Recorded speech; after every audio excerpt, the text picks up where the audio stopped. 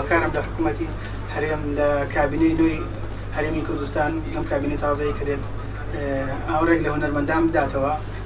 هونەرمەند پێویستی بە چالاکبوونەوەی خۆیە، پێویستی بەو کارانە هەیە کە یەکێک دەستی بگرێت.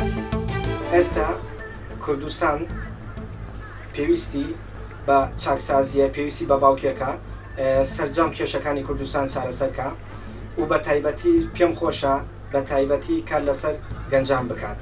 ئومێدشم بەم حکوومەتە هەیە دڵنیام کاری باشترەکە، بەڵام بە پێی کات مەجال ئێوەش هیوادارن لەکانەی داهاتوو قسەی گەنج وەربژێت لە هەموو ڕۆکانەوە و هەری کار بە گەنجان بەرەخسێ، کەتی تایبەت کەتی حکومی زیاتر پارە بە هەموو وارەکان دەکات، تەندروستی کەتی تایبەت بە بژاندنەوەی ئابووری وڵات، خزمەت گوزاریەکان ئاو کارەبا کە چەند 27 ساڵە هەردووبارە دەبتەوە. هەمان قسەیە.